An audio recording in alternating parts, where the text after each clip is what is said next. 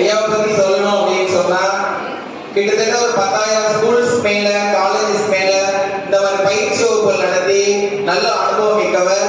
நம்ம புதுக்கோட்டைக்கு வருகை தராங்க அப்படின்னு சொன்னா நம்ம கல்லூரி சார்பா இந்த புதுக்கோட்டையில் உள்ள அமைப்பு மூலமா ஏற்பாடு செஞ்சிருக்காங்க.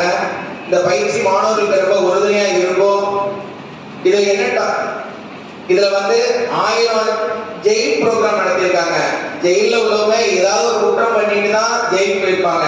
அவங்களோட மன அமைதிக்காண்டி எந்த விதத்தையும் அவங்க இடர்பாடுகளை மேற்கொண்டு அந்த மாதிரி நிகழ்வுகளை கண்டிருக்காங்க. அவங்களுக்கு நிறைய பயிற்சிகள் கொடுத்திருக்காங்க. நோட் பண்ணிக்கணும். இந்த பயிற்சி வகுப்பை மிக சிறந்த முறையில் நடத்துறதுக்கு கல்லூரியின் சார்பாக அறிவிப்பதில் அனைவரையும் அன்போடு வரவேற்கின்றேன். நன்றி.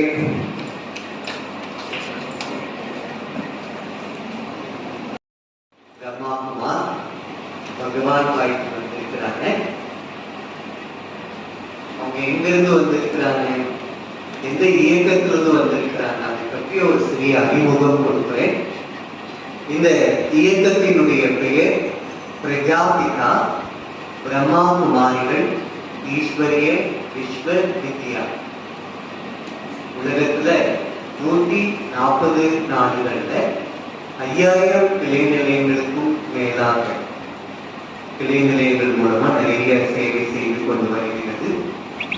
இந்த வித்யாலயத்தினுடைய தலைமை நிலையம் ராஜஸ்தான்ல மவுண்ட் அபுல இருக்கு. இந்த மவுண்ட் அபுல தான் மரியாதைக்குரிய சகோதரர் வந்திருக்கிறாங்க. இந்த பிரம்மாகுமாரிகள் இயக்கத்தினுடைய நோக்கம் என்ன அப்படின்னா, ஒவ்வொரு மனிதனும் சொன்ன எனக்குள்ள எப்படி மாற்றம் கொண்டு வருது. எல்லாருமே நினைக்கிறோம் நான் மாறணும் அப்படின்னு. ஆனா எந்த வகையில மாறணும், மாறுறதுக்கான சக்தி இன்னைக்கு நிறைய பேர்கிட்ட கிடையாது. அப்போ நமக்குள்ள எப்படி மாற்றம் கொண்டு வர்றது, மாறக்கூடிய சக்தி நான் எனக்குள்ள எப்படி கொண்டு வர்றது, இதை பற்றிய ஒரு தியான பயிற்சி நாம் இந்த பிரம்மாகுமாரிகள் இயக்கத்துல சொல்லிக் கொடுக்கிறோம்.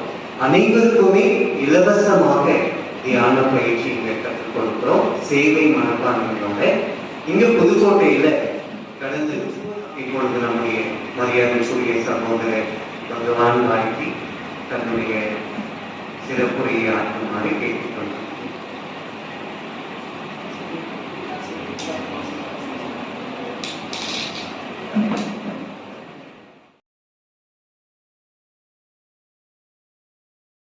आइडियल टीचर, एक आदर्श शिक्षक कैसे बने, நாம் இப்பொழுது ஒரு நல்ல டிஸ்கஷன் வகுப்பு பண்ணலாம். வாழ்க்கையில நாம் நமக்குள்ள நற்பண்புகள் கொண்டு ஒரு ஐடியல் டீச்சராக எப்படி ஆவது என்பது பற்றி இப்பொழுது வாங்கலாம். क्योंकि आप सभी ये बीएड का ट्रेनिंग ले रहे हैं ताकि आप सभी भावी बनने वाले टीचर हैं।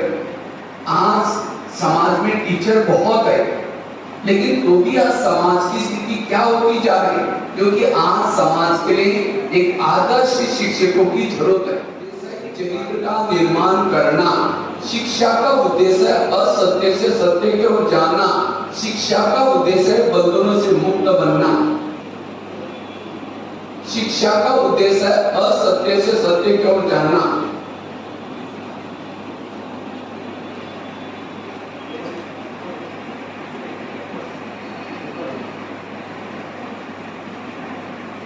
शिक्षा का उद्देश्य है असत्य से सत्य की ओर जाना।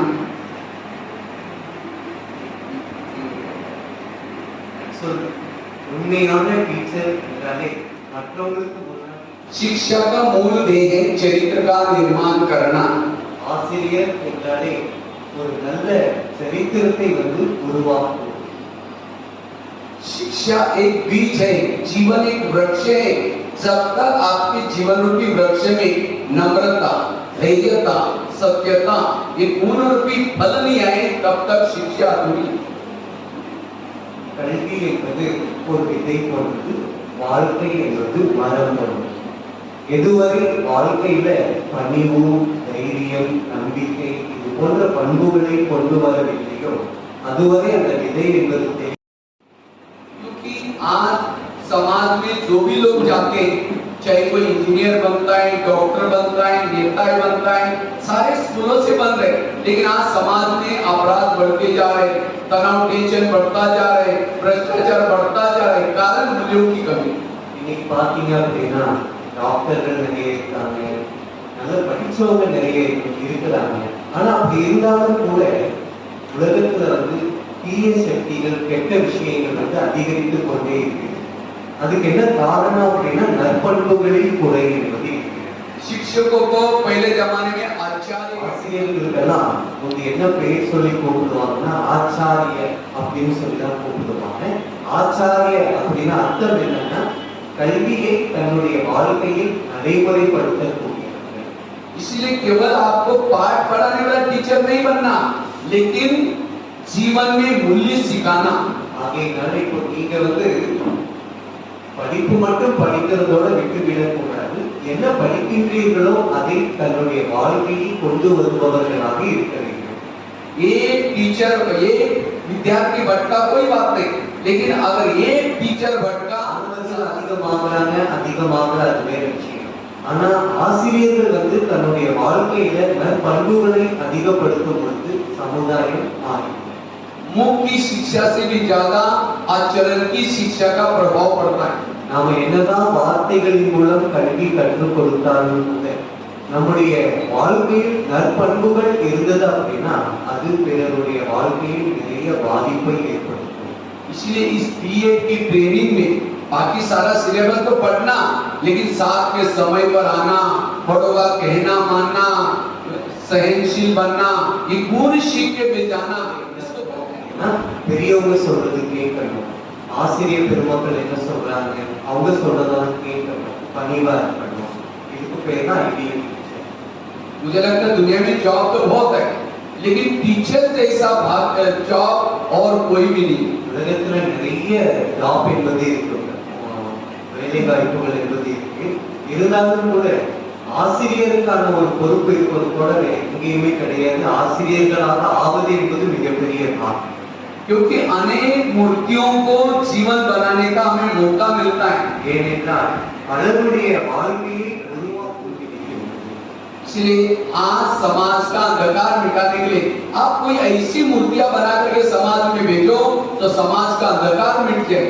இன்னைக்கு உலகத்துல சமுதாயத்துல இருள் நிறைஞ்சிருக்கு, அந்த இருளை போக்குறதுக்கு உங்க கையில தான். நீங்க அப்படிப்பட்ட ஒரு நல்ல மாணவர்களை தயார் பண்ணி உருவாக்கி அனுப்பும் போது சமுதாயத்தில் இருக்கக்கூடிய இருள் நீங்கி. स्वामी विवेकानंद ने कहा था, मुझे अगर 100 मेरे जैसे युवा मिले मैं दुनिया को बदल सकता हूँ। लेकिन आज कितने स्कूल कॉलेज कितना, लेकिन स्वामी विवेकानंद जैसे 100 युवा अभी तक किसी ने नहीं बनाए। போதும் இந்த சமுதாயம் உலகத்தை என்னால் மாற்றிவிடும். ஆனா இன்னைக்கு எத்தனையோ கல்லூரி பள்ளிக்கூடங்கள் இருக்கு. ஆனா விவேகானந்தர் எதிர்பார்க்கக்கூடிய அந்த 100 இளைஞர்கள் கிடைக்கவே இல்லை. इसलिए मूल्य सीखना ये समय की जरूरत है। ஆக நற்பண்புகள் கொண்டு வருவது என்பது இப்போதைய காலகட்டத்தில் மிக அவசியமானது.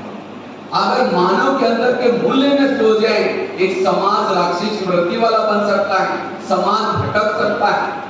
நாம் மாணவர்கள் நற்பண்புகளை கொண்டு வரவில்லை என்றால் आइडियल टीचर बनने के लिए हम क्या करें? ஐடியல் டீச்சர் ஆகிறதுக்கு நம்ம என்ன பண்ணணும்? आइडियल टीचर बनने के लिए आप एजुकेटेड बनो। ஐடியல் டீச்சர் ஆகணும் அப்படின்னா நீங்கள் எஜுகேட்டடாக ஆகணும். तो आप लोगों ने इस कॉलेज में आज तक कितना परसेंटेज एजुकेशन लिया बताओ? நீங்க இப்ப இந்த கல்லூரிக்கு வந்தீங்க, எவ்வளவு தூரம் நீங்க எஜுகேஷன் அடையறீங்க, எஜுகேட்டடாக ஆகி இருக்கீங்க?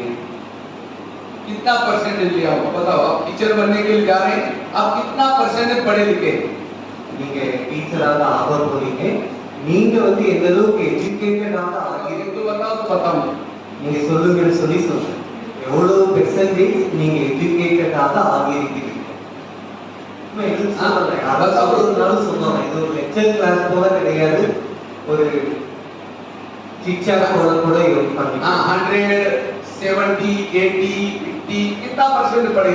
70% 80 60 எத்தனை பெர்சன்டேஜ் நீங்க எஜுகேட்டடாக ஆகி இருக்கீங்க? இவ்வளவு தூரம் படிச்சிருக்கீங்க இல்லையா? இதை வைத்து நீங்க சொல்லுங்கன்னு சொல்லி சொல்றாரு. बताओ சொல்லுங்க.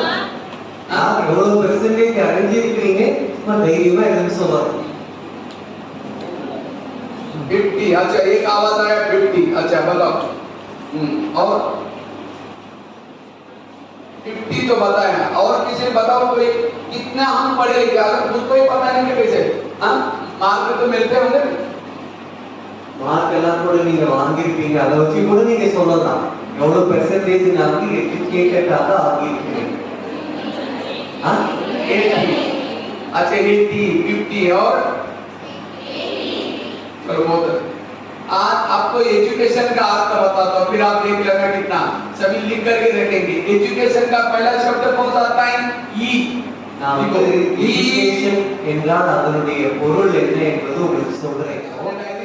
நீங்க உங்க டைரியில எழுதிக்கிறீங்க இ என்ற லெட்டருக்கு என்ன பொருள் என்பது நான் சொல்றேன். ई लिख करके सामने लिखो एम्पावरमेंट। எம்பவர்மெண்ட், இ என்றாலே எம்பவர்மெண்ட், जिसको हिंदी में कहते हैं सशक्त बनना।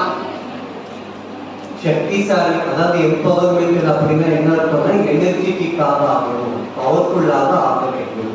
आज के टीचर एम्पावर, कल का विद्यार्थी एम्पावर, समाज एम्पावर, देश एम्पावर। பவர் அப்படின்னா நீங்க கற்றுக் கொடுக்கக்கூடிய ஆசிரியர்களும் பவர்ஃபுல்லா எனர்ஜியா இருக்கணும், உங்கள் மூலமாக வெளியே வரக்கூடிய மாணவர்களும் பவர்ஃபுல்லா. एम्पावर किसको कहेंगे? जो नहीं देखना उसको नहीं देखना, जो नहीं खाना उसको नहीं खाना, जो नहीं बोलना उसको नहीं बोलना, ये एम्पावर। எம்பவர் அப்படின்னா அர்த்தம் என்ன? எது பார்க்க கூடாதுன்னு நீங்க நினைக்கிறீங்களோ பார்க்க கூடாது, எது சாப்பிட கூடாதுன்னு நினைக்கிறீங்களோ அது சாப்பிடாம இருக்கு. அதுக்கு பேர் தான் எம்பவர், எனர்ஜி பவர் அர்த்தம். पहली नारी सशक्त थी। आजकल गवर्नमेंट नारियों को सशक्त बना रहा है। क्यों? और सशक्त बनाने के लिए कई कराटे सिखा रहे हैं। वास्तव में वर्तमान की नारी सशक्त, इसके बच्चे सशक्त, देश सशक्त, समाज सशक्त।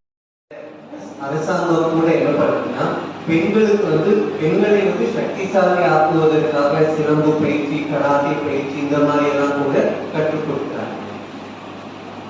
सशक्त की पहली नारियों को सशक्त करते हैं। दुर्गा सशक्त थी, क्यों? शेर पर बैठती। முதல்ல வந்து பெண்கள்லயே வந்து ரொம்ப சக்திசாலி எம்பவர் உள்ளவங்க யார் சொல்லலாம்னா துர்கை. दुर्गे வந்து எதுல உட்கார்ந்துட்டாங்கன்னா सिंह वागिनी சொல்றோம், சிங்கத்துல உட்கார்ந்து. वास्तव में वो बैठती नहीं थी, वो चित्रकार ने दिखाई थी। वास्तव में उसके अंदर वो सशक्त थी और शेर को पकड़ने की हिम्मत चाहिए, साहस चाहिए। लेकिन आज की नारियों में बेंच पर कोई कॉकरोच निकलेगा, जोर से चीख मार करके बेहोश हो जाएंगे।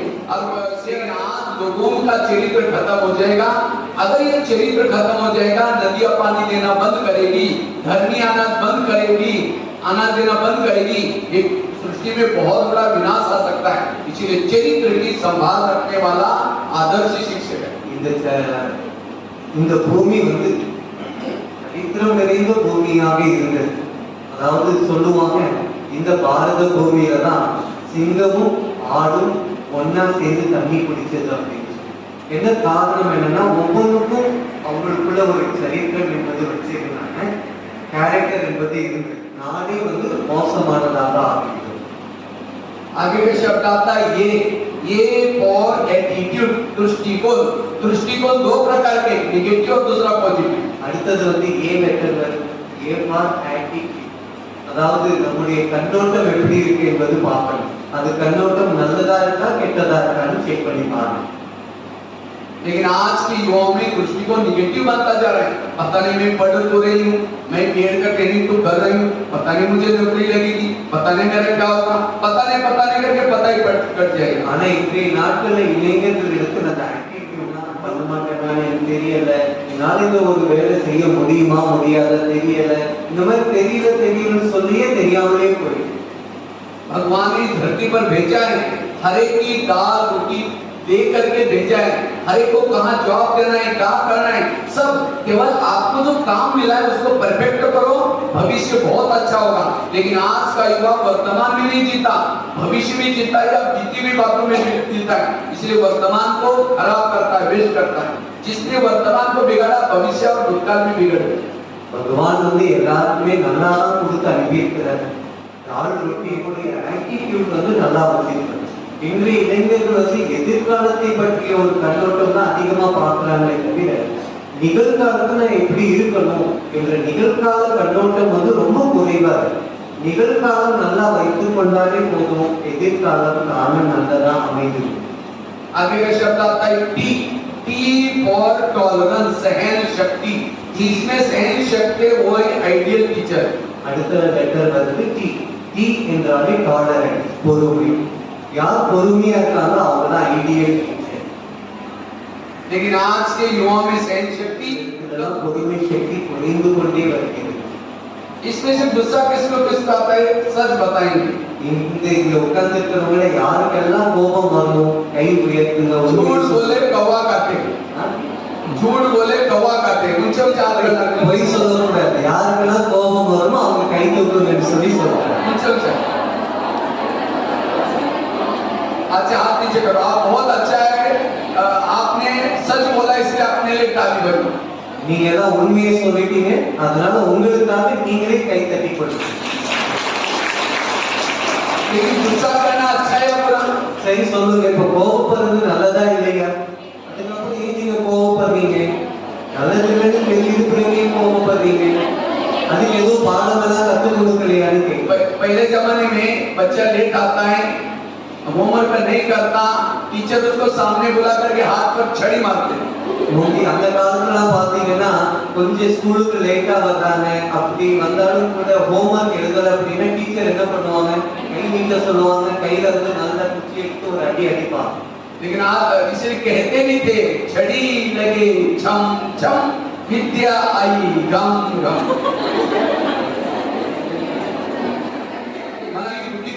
அதாவது எந்த அளவுக்கு அடி வாங்குறாங்களோ அந்த அளவுக்கு அவங்களுடைய கல்வி, அவங்களுடைய புத்தி, அவங்களுடைய அறிவு வந்து அதிகரிக்கும். इसलिए सिस्टम की पूर्व जमाने में स्कूल पढ़े, இதனால தான் அந்த காலத்துல இந்த ஒரு சிஸ்டம் போல கொண்டு வந்தாங்க. காது திருக்குவாங்க. लेकिन आज किसी को छड़ी मारो तो कहते सर 12 फिर देख लूंगी। இப்போ இந்த காலத்துல அடி கொடுக்குறாங்க அப்படின்னா உடனே இந்த ஸ்டூடெண்ட் என்ன சொல்லுவாரு, நீங்க வெளியே வருவீங்கல்ல சார், பாக்குறேன் சார். सहन शक्ति नहीं है। அந்த அளவுக்கு பொறுமை சக்தி என்பது மாணவர்களிடத்தில் கிடையாது. और जो यहाँ सहन नहीं करता वो समाज की परिस्थितियों में सहन नहीं करता, इसलिए गुस्सा करेंगे, डाइवर्स देंगे, सुसाइड करेंगे, ऐसे क्राइम्स बढ़ते जाते हैं। ரொம்ப அருமையான பாயிண்ட் சொல்றாரு. எந்த மாணவனால பள்ளிக்கூடத்திலேயே பொறுமையாக பொறுத்து கொள்ள முடியவில்லையோ அவங்களால வந்து சொசைட்டி சமுதாயத்துல போறாங்க, பிரச்சனை வருது, தடை வருது அப்படின்னா அவங்களால அதெல்லாம் எப்படி எதிர்கொள்ள முடியும், பொறுத்து கொள்ள முடியும்? அதனாலதான் வந்து கோபப்படுறாங்க, டென்ஷன் ஆகுறாங்க, இன்னும் பிரச்சனைகள் கூட அதிகரித்து விடுகிறது. इसलिए सहन करना ये बहुत जरूरी है। जो सहन नहीं करते, हाँ घर के कोई पति पत्नी का झगड़ा हुआ है और वो टीचर बन करके स्कूल में जाएंगे, वही झगड़ा वो आइडियल टीचर, उनके चेहरे में खुशी भी नहीं होगी। வீட்டுல ஏதாவது ஒரு பிரச்சனை இருக்கும், கோபப்பட்டுப்பாங்க, பொறுமை இல்லாம டென்ஷன் ஆகிப்பாங்க. அந்த நேரா வந்து எங்க காமிப்பாங்க, ஸ்கூல்லயோ காலேஜ்லயோ வந்து காமிக்கிறாங்கன்னு. அப்படிப்பட்டவங்க ஒரு ஐடியல் டீச்சர் என்று சொல்ல முடியாது. इसलिए सहन शक्ति का गुण। आगे का शब्द आता है आई, आई फॉर इंटीग्रिटी। அடுத்த லெட்டர் வந்து ஐ. ஐ என்றாலே இன்டிகிரிட்டி, एकात्मता, राष्ट्रीय एकात्मता, पारिवारिक एकात्मता, आपसी एकात्मता। आज एकात्मता की कमी होती जा, आज पारिवारिक एकात्मता, आपसी एकात्मता, एकात्मता होने की जरूरत है। एकता, அதாவது ஒற்றுமை என்பது தேவைப்படுகிறது. இன்டிகிரிட்டி அதாவது ஒவ்வொரு இடத்துலயும் இன்னைக்கு பாத்தீங்க அப்படின்னா வீட்லயும் சரி, இல்ல வெளியே நம்ம எந்த இடத்துல வேலை பார்க்கிறோம் அந்த இடத்துலயும் வந்து இன்றைய நாட்கள ஒற்றுமை என்பது குறைவாக இருக்கு. आज भाई पढ़े लिखे लेकिन पति पत्नी का बनता नहीं, पति का मुंह इधर है, पति का मुंह इधर है, सब्जी चाहिए, व्हाट्सएप में चैटिंग करके कहेंगे जी सब्जी नहीं है जी सब्जी लेके आओ। இன்னைக்கு பாத்தீங்கன்னா வீட்டுல வந்து ஒரு கணவன் காய்கறி வேணும் அப்படின்னா கூட முகத்தை காமிச்சுதான் காமிக்கிறாங்க தவிர மனம் திறந்து வாய்விட்டு சொல்றதெல்லாம் கிடையாது. एकात्मता सीखना यह है शिक्षा का मूल उद्देश्य। तो கல்வியினுடைய ஒரு மூல விஷயமே என்ன அப்படின்னா ஒற்றுமையாக இருப்பது. आगे का शब्द आता है वो और ऑप्टिमिस्टिक आशावादी बनना। அடுத்த லெட்டர் வந்து ஓ என்றாலே ஆப்டிமிஸ்டிக், அதாவது நேர்மறையானவர்களாக ஆகிறது। दीवार पर चिट्ठी चढ़ गई, गिर गई, कहते दोबारा कभी नहीं चढ़ूगी। कोशिश करने वाले की कभी हार नहीं होती। படி ஏறிங்க கொஞ்சம் செகண்ட் டைம் ஏறும்போது விழுகாம இருக்கு, அதுக்கு பேர் தான் ஆப்டிமிஸ்டிக் சொல்றாங்க। इसलिए अब्राहम लिंकन जीवन की कितनी परीक्षा में फेल हो गए, आशा नहीं छोड़ी, एक दिन आया अमेरिका के राष्ट्रपति बने। ஆபிரகாம் லிங்கன் வந்து பலமுறை தோல்வி என்பது அறிஞர், ஆனாலும் கூட அவர் தன்னுடைய ஆப்டிமிஸ்டிக் என்பது விடல, சோ அமெரிக்காவினுடைய அதிபராக ஆகிவிட்டார்। मैं आपको एजुकेशन की डेफिनेशन बता रहा हूँ कि एम्पावरमेंट, की डिसिप्लिन, क्यू अंडरस्टैंडिंग, सी कैरेक्टर, ए एटीट्यूड, की टॉलरेंस, आई इंटीग्रिटी, ओ ऑप्टिमिस्टिक, लास्ट का शब्द है एन फॉर नोबिलिटी। அடுத்த லெட்டர் லாஸ்ட் லெட்டர் என் என்றாலே நோபிலிட்டின்னு சொல்றாங்க। सज्जन इसको प्यार करने का काम कर। சயின்டிஸ்ட் ஆகி என்ன பண்ண போறாங்க, பாம்ஸ் தயார் பண்ணுவாங்க, உலக விநாசம் பண்ணுவாங்க। जिसकी आईक्यू ज्यादा है उसको तनाव टेंशन आता है, मुझे पूछा नहीं, उसको इंसल्ट फील होगा, अपमान फील होगा। इसलिए केवल आईक्यू डेवलप ना करो। ஐக்கியூ யாருக்கெல்லாம் அதிகமா இருக்கோ அவங்களுக்கு கோபம் அதிகமா வரும், டென்ஷன் அதிகமா வரும்। என்கிட்ட ஒரு வார்த்தை கூட கேட்காம இவங்க பாட்டு தன்னிச்சையா செய்யறாங்களே, எனக்கு அவமானப்படுத்துறாங்களே என்னைய அப்படின்னு சொல்லிட்டு அவங்களுக்குள்ள அந்த ஃபீலிங்ஸ் அதிகமா இருக்கும்। कहते हैं विद्या विनयन शोभते, विद्यानगत विनम्रता दिखनी चाहिए। वो विद्या कोई काम की नहीं, वो डिस्ट्रॉय वाली विनाशकारी विद्या है। அதாவது கல்வி இருந்துகிட்டு கூட உங்ககிட்ட பணிவு இல்லாம அகங்காரம் என்பது இருந்தா அந்த கல்வி உங்களை விநாசத்தை நோக்கி கொண்டு செல்லும்। रावण बहुत होशियार था, रावण शास्त्रों का ज्ञाता था, रावण के पास सोने की लंका थी, लेकिन इन सब तक उसको ईगो था और ईगो के कारण पूरा परिवार को लेकर खत्म हो गया। ராவணன் உண்மையிலே பார்த்தா ஒரு நல்ல பக்தர் சொல்லலாம், அவர்கிட்ட இலங்கையினுடைய முழு ராஜ்யமும் இருந்தது, தங்க மாளிகைகள் நிறைய இருந்தது, ஆனா இவை அனைத்தினுடைய குடும்பத்தில் உள்ள எல்லா அங்கத்தினர்களையும் அவர் இழந்து விட்டார்।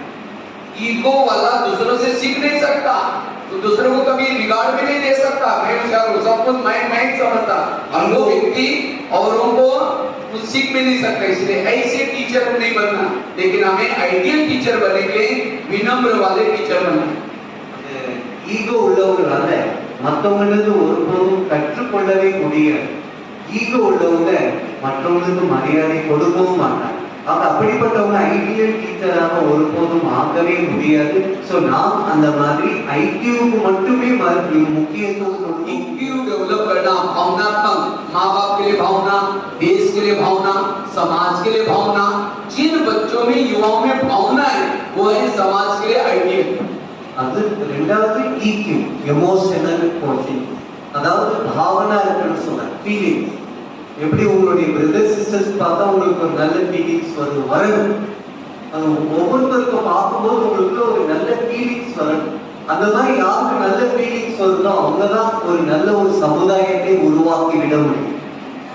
क्योंकि जिसकी भावना है उसको दुआएं मिलती हैं। एक माँ बाप की दुआ दूसरा समाज में कभी असफल नहीं बन सकता।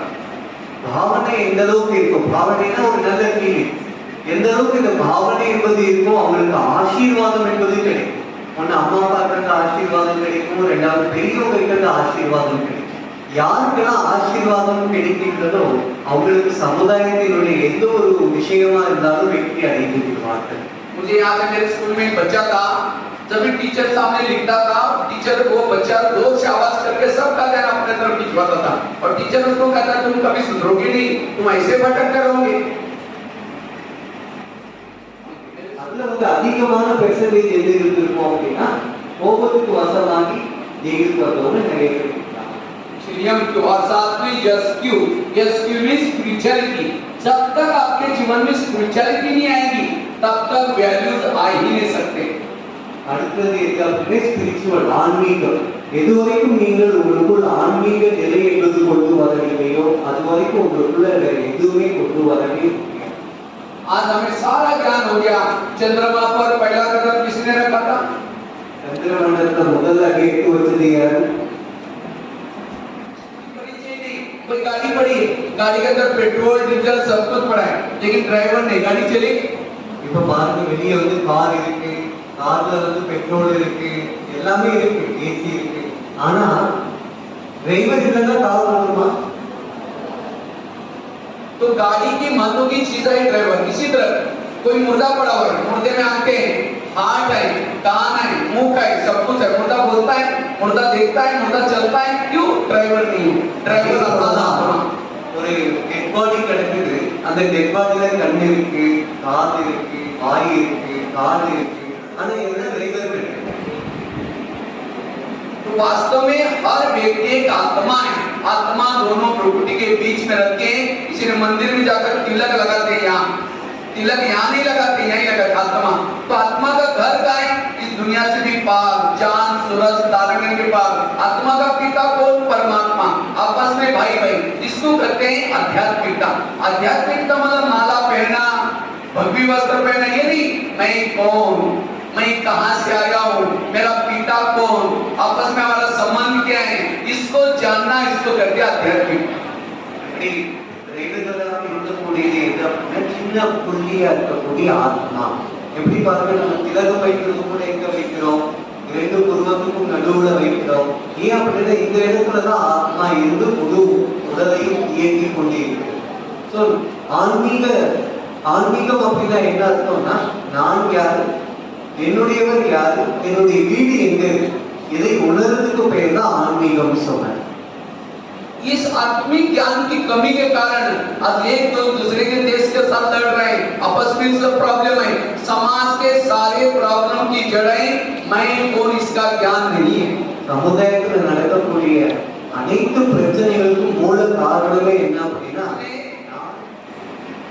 जिसके अंदर ये आध्यात्मिकता आएगी, उसकी आईक्यू भी अच्छी होगी, ईक्यू भी अच्छी होगी, एमक्यू भी अच्छी होगी, समाज की हर परीक्षा में पास होगा। யார் இடத்துல இந்த ஒரே ஒரு விஷயம் ஆன்மீகம் என்பது இருக்கிறதோ அவங்ககிட்ட அந்த பாக்கி 3 மக்கள் என்னென்ன சொன்னாங்க நினைவு இருக்குங்களா? ஃபர்ஸ்ட் என்ன சொன்னாரு?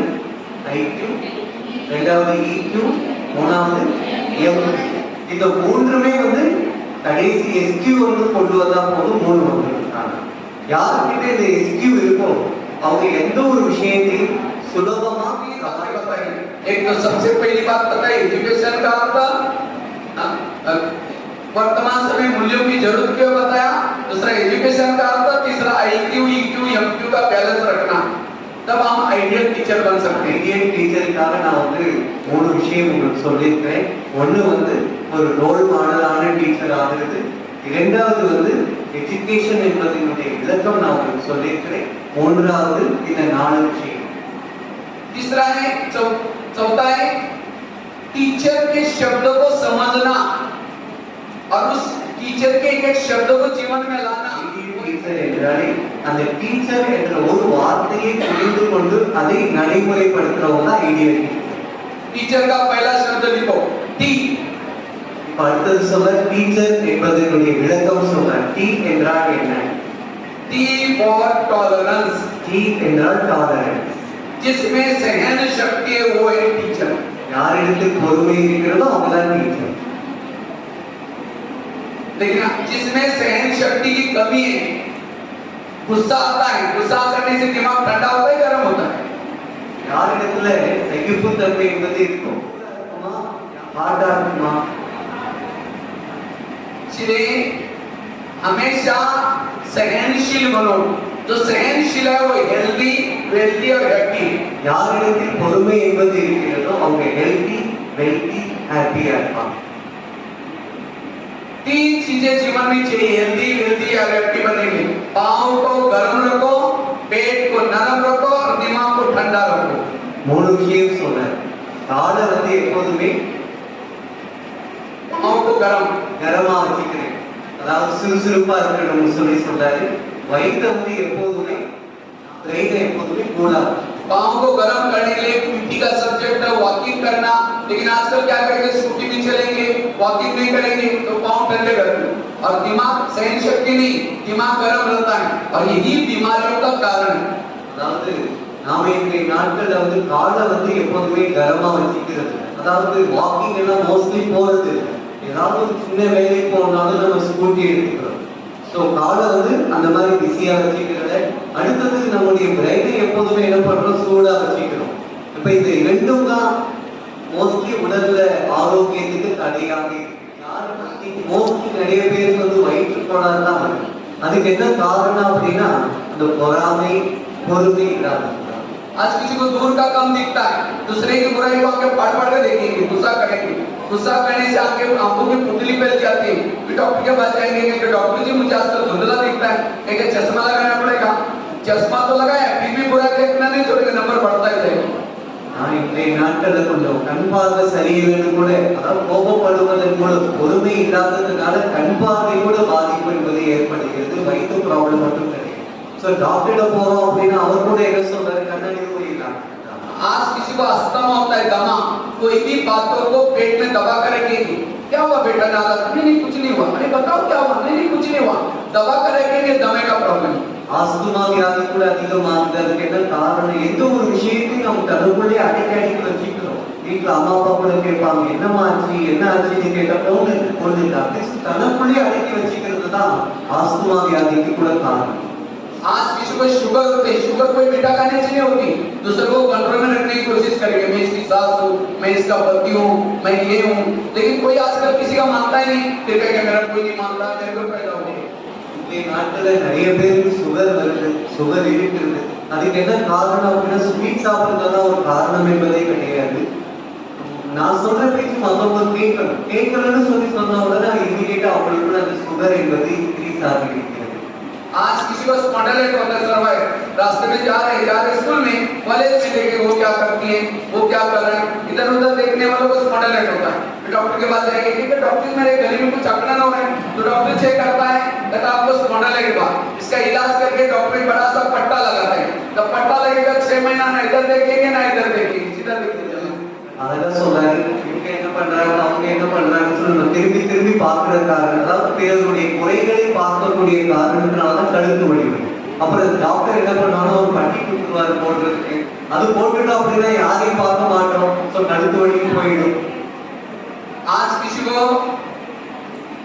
ब्रेन ट्यूमर, ब्रेन हेमरेज होता है, आजकल बहुत युवाओं में बड़ों में बहुत सारे ब्रेन हेमरेज हो रहे हैं।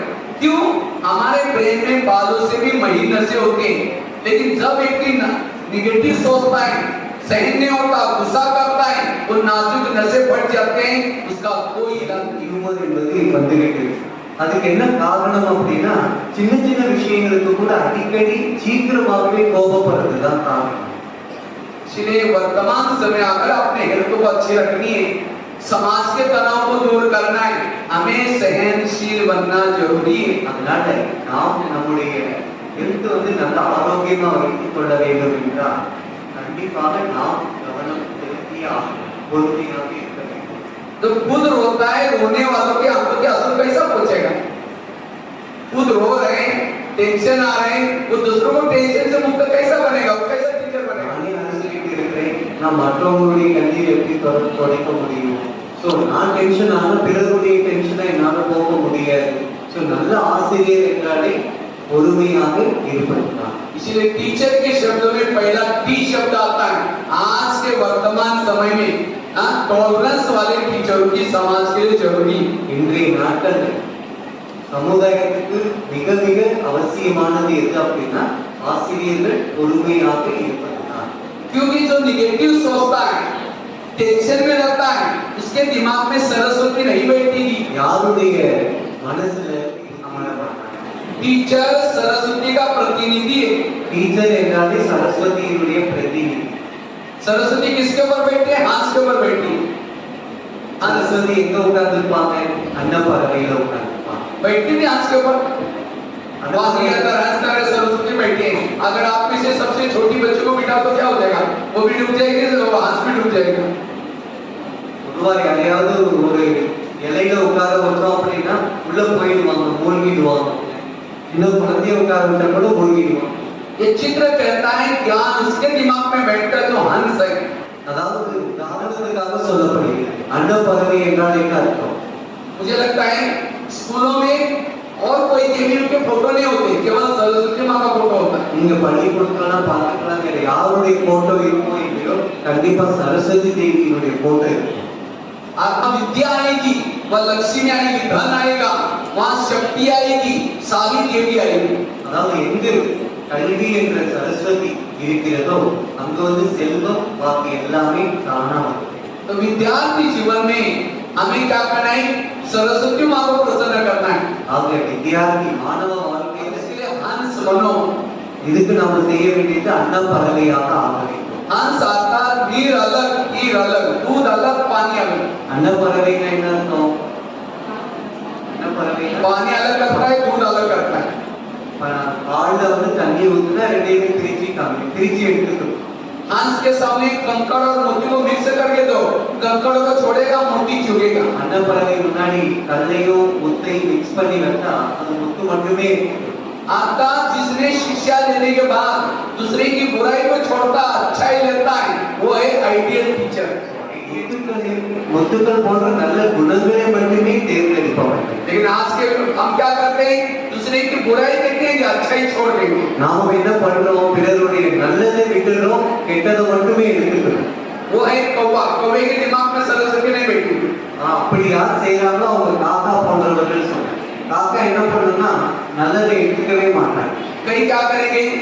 कोई दो चार मिल करके कोई टीचर की बुराई करेंगे, वो सर ऐसे है, ये है, वो है। अचानक सर आए, गुड मॉर्निंग सर, आगे हम आपको याद कर रहे थे, पाँव नहीं छुएंगे, मुख में आराम, बगल में छुरी। நிறைய பேர் இன்னைக்கு என்ன பண்ணிருக்காங்க, அதை பத்தி நிறைய பேசுவாங்க நெகட்டிவா. ஆனா உள்ளுக்குள்ள சார் நுழைஞ்ச உடனே என்ன பண்ணுவாங்க? குட் மார்னிங் சார் சொல்லுவாங்க, சார்ட்ட எடுத்து ஆசீர்வாதம் வேற வாங்கிக்குவாங்க. ஆனா அவங்க மனசு அவங்க வாய்ஸ் சொல்றதா வேற. आइडियल टीचर बनने के लिए हंस बनो, अंदर बाहर सोचे बनो। जो डिस्को गीत सुन के आता है, वो आइडियल टीचर कैसा बनेगा? அதாவது ஐடியல் டீச்சர் என்றாலே அன்னப்பறவை மீன்ஸ் உங்க உள்ளுக்குள்ளேயும் சரி வெளியேயும் சரி ஈக்குவலாக இருக்க வேண்டும். इसलिए हमें स्वच्छ बनने की जरूरत है। सुनने की स्वच्छता, बोलने की स्वच्छता, देखने की स्वच्छता, शरीर की स्वच्छता। जो स्वच्छ है वो हंस है, जो हंस है उसके गिरा सकेगा।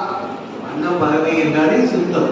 நம்முடைய ஒவ்வொரு அங்கத்தையும் நம்மளுடைய பார்வையை சுத்தமா வச்சிருக்கணும், வாயை சுத்தமா வச்சிருக்கணும், நம்முடைய காதுகளையும் சுத்தமா வச்சிருக்கணும். யார் சுத்தமா வச்சிருக்காங்களோ அவங்களுடைய புத்தியில சரஸ்வதி தேவி அமர்வாங்க. யார் அப்படி சரஸ்வதி தேவியா இருக்காங்களோ அவங்கதான் சமுதாயத்துல ஒரு நல்ல ஆசிரியராகவும் ஆகணும்.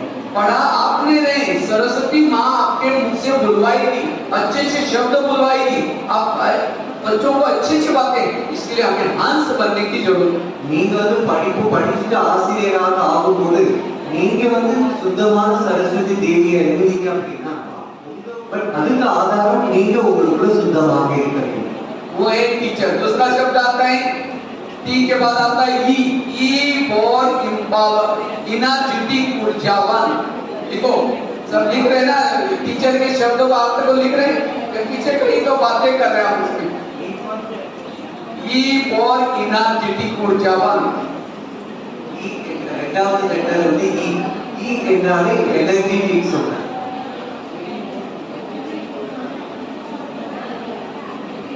सब पीछे बात दिख रहे सभी।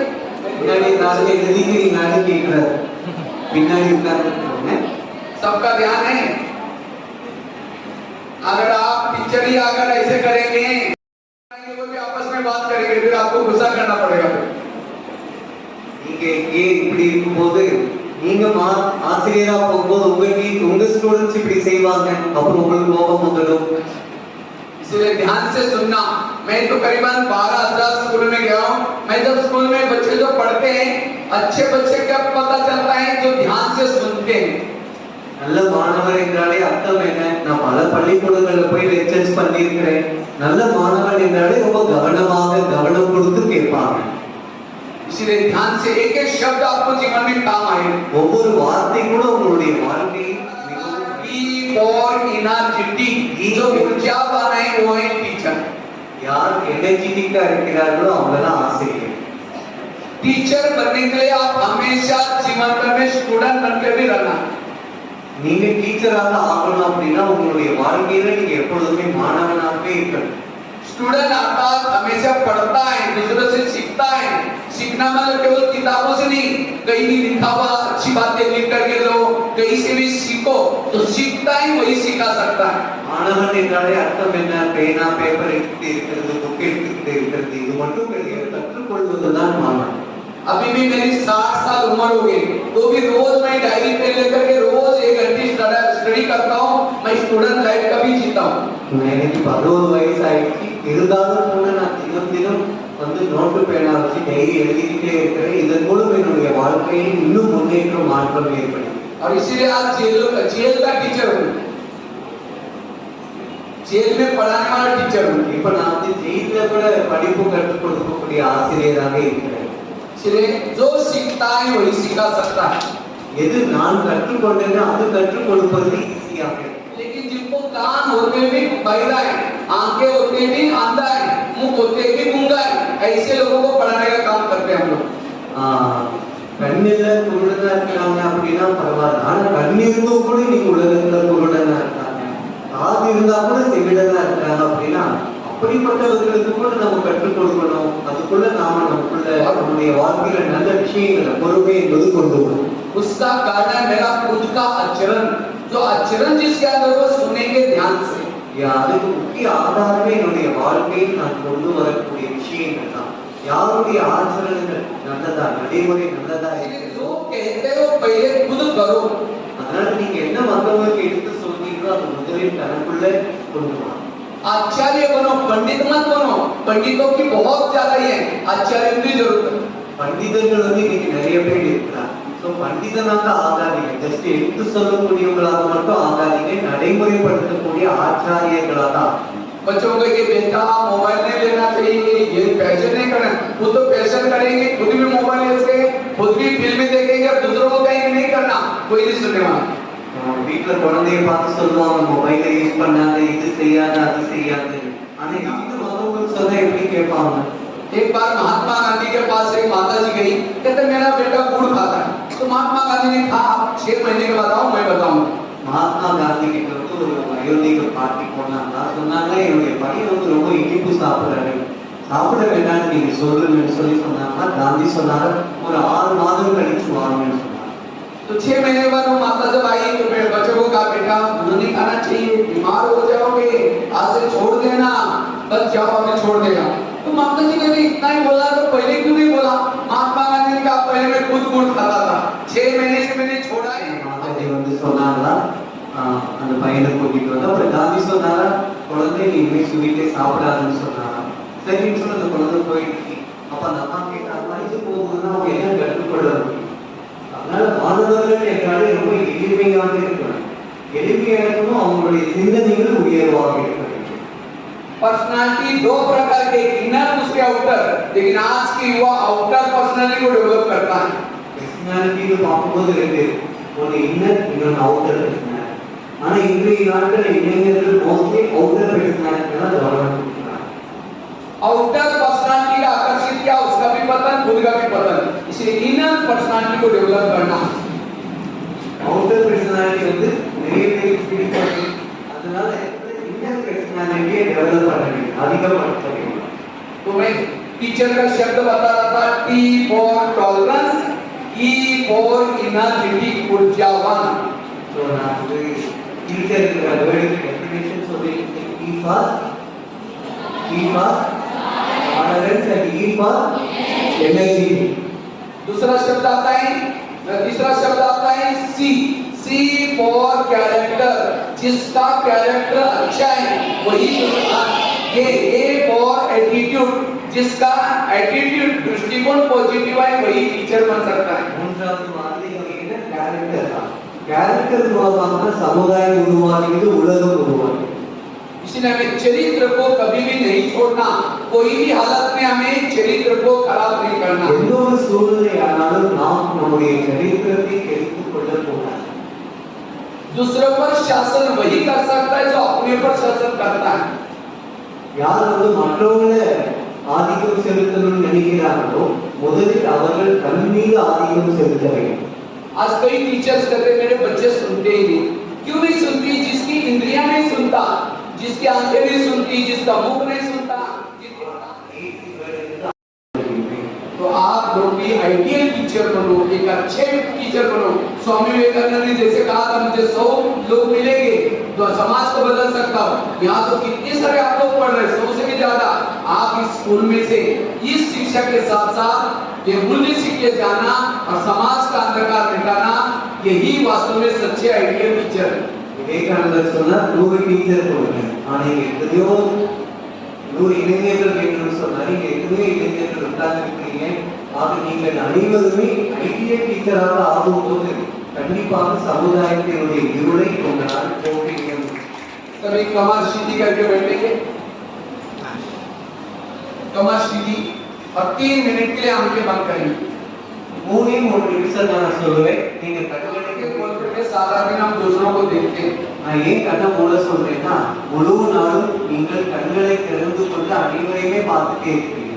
3 मिनट के लिए अब अपने अंतर आत्मा को देखो। இப்ப என்ன பண்றது? இந்த 3 நிமிடத்திற்கு நீங்கள் உங்களுடைய உள்ளுக்குள்ள போக உள்ளுக்குள்ள இருக்கிற ஆத்மாவை பாருங்க. आज मेरा दिमाग बिल्कुल शांत हो गया என்று என்னுடைய புத்தி அமைதியாக இருக்கிறது. मुझे एक समाज का आदर्श शिक्षक बनना है। நான் சமுதாயத்தினுடைய ஒரு எடுத்துக்காட்டா என்னுடைய வாழ்க்கையை மேன்மையாக்குகிறேன். समाज को दिशा देने के लिए मुझे आदर्श बनने की जरूरत। சமுதாயத்தை முன்னேற்றுவதற்காக நான் ஒரு உதாரணமான ஆசிரியர் ஆக வேண்டும். इसके लिए मुझे गलत संगत से बचना होगा। நான் இதற்கு தவறான வழியிலிருந்து விலகி இருக்க வேண்டும். गलत सिनेमा टीवी से बचना होगा, क्रोध से मुक्त बनना होगा।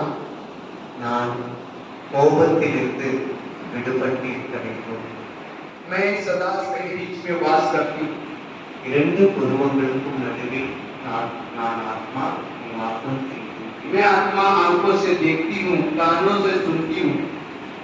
நான் ஆத்மா கண்களால் பார்க்கின்றேன், காதுகள் மூலம் கேட்கின்றேன். वास्तव में मैं आत्मा इस दुनिया से भी पार, चांद सूरज तारा से भी पार निवास की। உண்மையில் ஆத்மாவாகிய என்னுடைய உண்மையான வீடு சூரிய நட்சத்திர மண்டலங்களையும் கடந்து இருக்கிறது. जहाँ सभी आत्माओं के पिता परमात्मा वास करते हैं। அங்குதான் அனைத்து ஆத்மா பரமாத்மாவை எனக்குள் சமுதாயத்தின் இருளை நீக்கக்கூடிய அமைப்பில் मुझे इतनी ऊर्जा देना जो कि मेरा कभी भी मन भटक न सके। என்னுடைய மனம் ஒருபோதும் இருள் பக்கம் செல்லவே கூடாது. அந்த அளவுக்கு சக்திகளை கொண்டுள்ளார். आप टीचरों के भी टीचर हैं। நீங்கள் ஆசிரியர்களுக்கெல்லாம் ஆசிரியராக परमात्मा के सानिध्य से मैं एक ऊर्जावान बनती जा रही हूँ। பரமாத்மாவின் சக்திகளின் மூலம் நான் மிகவும் சக்தி நிறைந்தவர்களாக வெளிப்படைந்து கொண்டிருக்கிறேன். मैं गहरी शांति की अनुभूति करती जा रही हूँ। ஆழமான அமைதியின் அனுபவம் செய்து கொண்டிருக்கிறேன். परमात्मा से ऊर्जा ग्रहण करके मैं आत्मा धीरे धीरे वापिस इस भौतिक जगत में आती हूँ।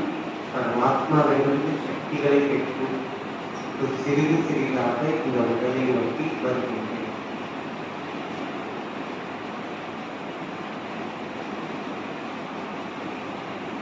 ओम शांति शांति। ஓம் சாந்தி. धीरे से आंखें खोलेंगे। சம்பந்தமாக சில ஆலோசனைகள் வந்தார்.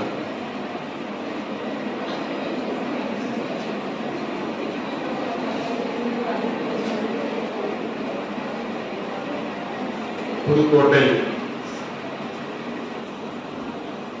பிரம்மகுமாரிகள் அமைப்பை சார்ந்த உங்களுக்கு ஒரு நல்ல ஒரு வழிகாட்டுதலை யார் கொடுத்து கை கொடுத்து ஒரு வழிகாட்டு என்ற அளவில் இந்த நேரம் நல்ல ஒரு சொற்பொழிவை தந்திருக்கக்கூடிய இந்த பிரிவினரை சேர்ந்த அனைத்து இந்த ஒரு அற்புதமான ஒரு மனதிற்கும் சரி உடலுக்கும் சரி ஒரு அற்புதமான ஒரு மருந்து 40 நாள் தியான வகுப்புலாம் அப்போ வந்து நாள் போயிட்டு வந்தேன். இப்போ முடிஞ்ச வரைக்கும் செய்ய வச்சுங்க. எனக்கும் ஒரு ஆசை இருக்கிறது, ராஜஸ்தான் மவுண்ட் அபு போகணும்னு சொல்லி. பட் அதுக்கான காலம் தான் கனியிலே தவிர அது ஒரு இது வந்து 10 நாள் சொல்லுறாரு. 10 நாள் போட்டுக்கான ரொம்ப நல்லா இருக்கும். போயிட்டு வந்த நண்பர்கள்லாம் நிறைய வந்து நல்ல ஒரு கேளுங்க வரதுக்கு நாங்க தயாரா இருக்கோம். நல்லா முடிவா எடுத்துக்குவோம். அந்த வகையில வந்து முதல் நாள் தான் கேட்டாங்க கல்லூரியில பேசணும்னு சொல்லிட்டு. நான் கூட அது சரியா இது பண்ணாம நேத்திக்கு நினைச்சிட்டேன். முதல்ல சாரி நேற்று மூலம் உட்காந்து ஒரு மணி நேரம் ஏன் நாளை இந்த மாதிரி நான் நாளைக்கு வந்து அப்படியே நினைச்சிட்டேன். அதனால இவ்வளவுதான் பொறுமையா நிறைய விஷயங்கள் ஆசிரியர்களுக்கு போய் சேர வேண்டும் அப்படிங்கிறத உங்களை உட்காரச்சு இல்லையா. மாலையே நல்ல சமுதாயத்தை உருவாக்கக்கூடிய நிலையில் நீங்கள் இருக்கிறீர்கள் இல்லையா. அதனாலதான் இந்த எதிர்பார்ப்பு செய்திருக்கும். கேட்டு இந்த காலம் வந்து இந்த காலம் விடுவது பெரிய விஷயம் இல்லை. ஒவ்வொரு எந்த பேச்சுல இருந்தாலும், எந்த உரையா இருந்தாலும், எந்த நூலா இருந்தாலும் அதுல என்ன புதிய செய்தி கிடைக்குது, இந்த மாதிரி நம்ம எப்படி செஞ்சா வாழ்க்கைக்கு அது பயன்படும், இந்த சமுதாயத்துக்கு நம்ம எப்படி தொண்டு செய்யலாம் அப்படிங்கிறதா வாழ்க்கைங்கிறது ஒரு பெரிய தொண்டு. ஐயா சொன்னாங்கல்ல, நான் பெருசா எனக்கு படிக்கிறதுக்கான வாய்ப்பு கிடைக்கல, இந்த ஆள் படிச்சேன், எனக்கு இது பிடிச்சிருச்சு, இந்த கிட்டத்தட்ட 1000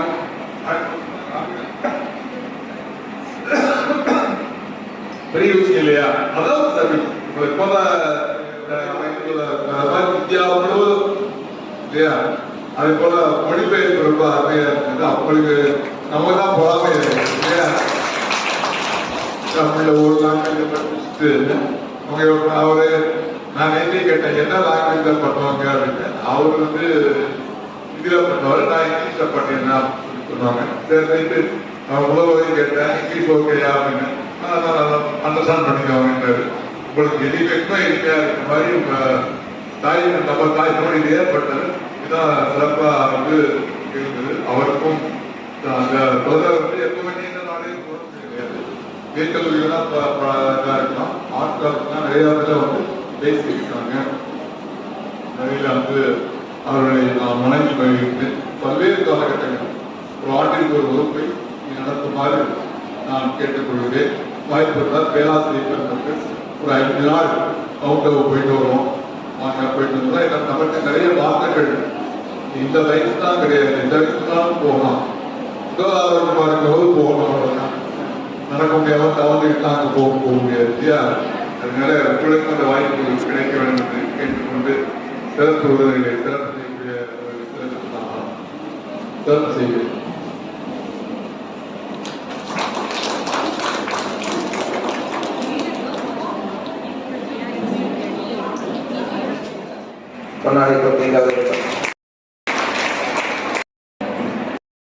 அடுத்ததாக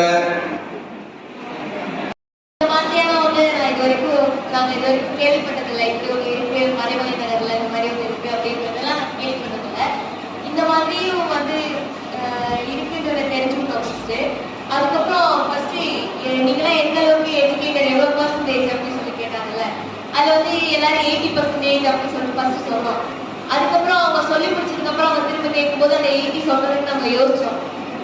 அது அதுல வந்து நமக்கு அந்த 80% நம்ம தகுதி உள்ளவங்களா அப்படின்றத நம்ம அனலைஸ் பண்ணிட்டோம்ல, அதை நம்ம தெரிஞ்சுக்கிட்டோம். அதுக்கப்புறம் ராஜஸ்தான்ல இருந்து இப்போ ராஜஸ்தான்ல தான் அதோட ஒரு சோசியல் சர்வீஸ் மாதிரி பண்றது வந்து ரொம்ப நல்ல விஷயமா இருக்கு. அப்புறம் எஜுகேஷன் அப்படின்றதுக்கும் ஒவ்வொரு வேர்டுக்கும் ஒவ்வொரு அர்த்தம் சொன்னாங்கல்ல, அது வந்து நமக்கும் தெரிஞ்சிருக்காது. நம்ம ஒரு கெஸ்ட்ல நான் ஈனா இருக்கலாம், டீனா இருக்கலாம், நம்ம ஒரு கெஸ்ட்ல நம்ம அதை சொல்லிட்டு இருக்கோம். அதுக்காக டெஃபினேஷன் கொடுத்து அப்புறம் சார் அதை எக்ஸ்பிளைன் பண்ணி அதெல்லாம் ரொம்ப நல்லா இருந்துச்சு. ரொம்ப தேங்க்யூ. ஸோ இன்னைக்கு நடந்த இந்த மாரல் எஜுகேஷன் வந்துட்டு நிறையவே யூஸ்ஃபுல்லாக இருந்துச்சுன்னு சொல்லலாம். நிறைய கற்றுக்கிட்டோம். அதுதான் இப்போனா நமக்கு தெரியாதது கூட இப்பெல்லாம் கூட சொல்லலாமா அப்படின்றது வந்துட்டு நமக்கு நிறைய தெரிஞ்சிருந்தது. ஸோ ரொம்ப யூஸ்ஃபுல்லாக இருந்துச்சு. அப்புறம்